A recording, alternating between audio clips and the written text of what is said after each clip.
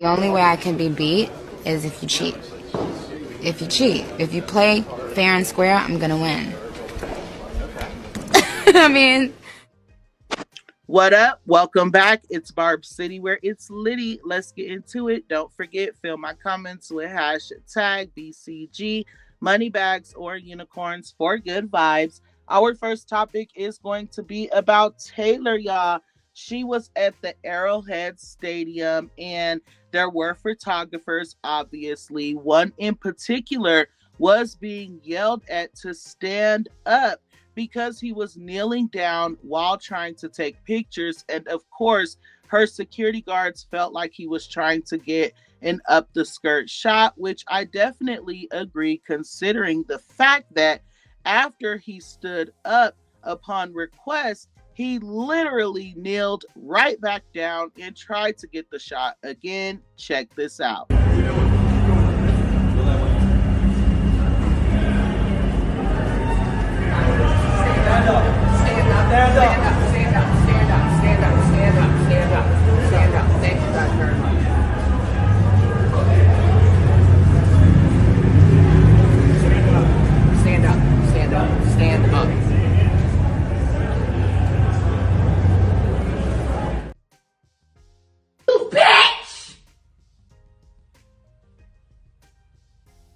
Dare you?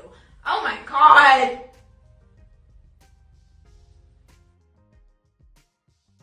All I can say is I'm glad that her team was able to catch that. Let's go ahead and move forward into Bachiana. So Bachiana's bots are finally speaking out, you guys, after being lied to for 7 consecutive years. You guys know Botsy B has been promising this album. She also told them this was going to be the year, but here we are in November and they don't even have a name for the album, a release date, promo, absolutely nothing. So let's get into what's being reported. Hold on.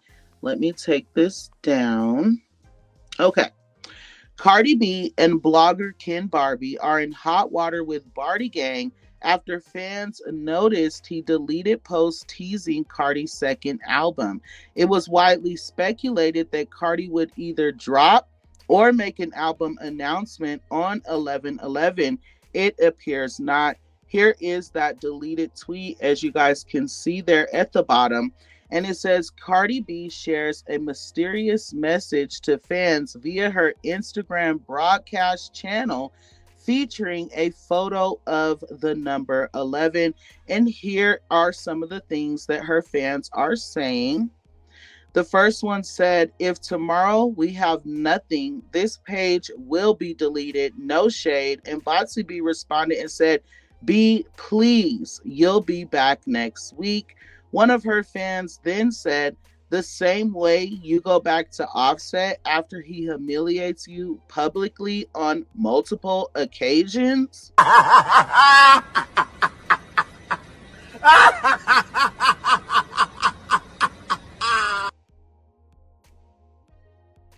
Another one of her fans tweeted and said, well, I'm leaving. And another one responded to that fan and said, well, it's not like you had any charts to update anyways. So if you are a Botsy B bot, let me know what you guys feel about being lied to for 7 consecutive years.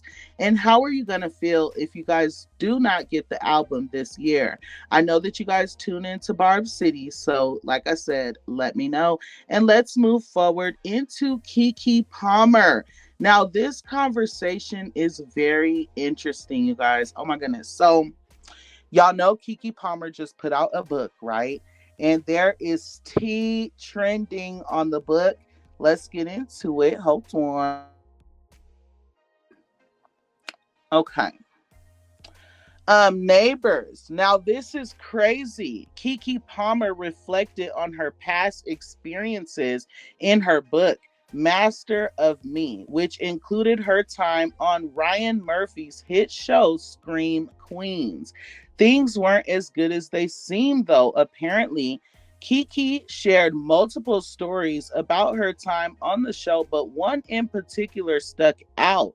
She says she once attempted to calm down one of her white cast mates that was in the middle of butting heads with another. Keke says in order to make peace between them, she simply offered the idea that they have fun and respect each other. Well, her suggestion was met with a gag, a rictus one. The unnamed co-star asked Keke if she thought she was the historic peacemaker Martin Luther King, and this is what she said to her. Keke, literally, just don't. Who do you think you are? Martin effing Luther King, she said.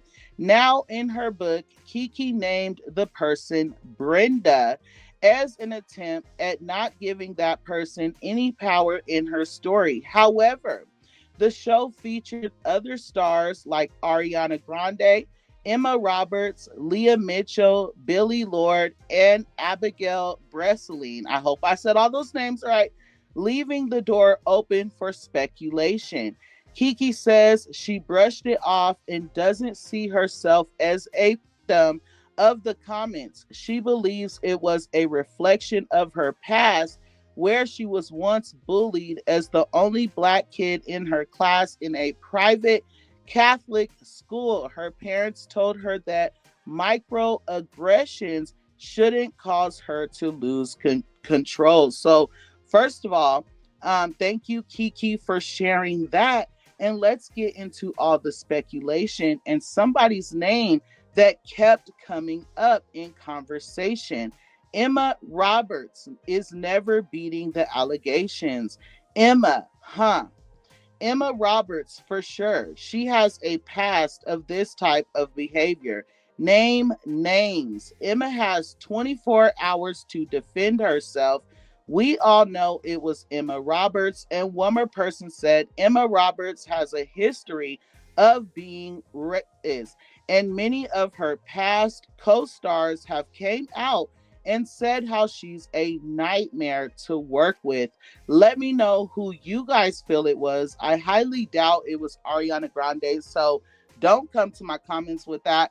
And let's go ahead and move forward into Nicki Minaj and get into some razzle mother effing dazzle. Hold on.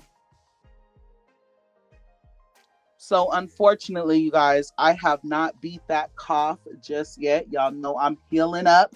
So that's why I keep having to mute. I don't want to cough in you guys' ears. But anyways, let's get into this Nicki Minaj and her peers conversation that I want to have, okay?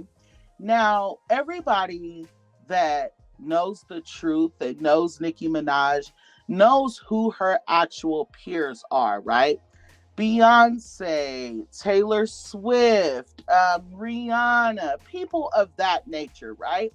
But for some reason, she's always being compared to the new girls as if these new girls are her peers. And not only do I want to explain to you guys why that happens, but I also want to get into why we're not going to keep doing this. So first things first, I get it. Nicki Minaj is still the reigning queen in this era. She's outdoing all of the new girls. So I can understand because of her versatility and her being able to sound new on a track in any era. She's able to grow with the era, right? Her pen gets better and better and better. So I understand that she is in this era of girls still reigning, but at the end of the day, those are not her peers. And the reason why they keep wanting to make it seem like those are Nicki Minaj's peers is so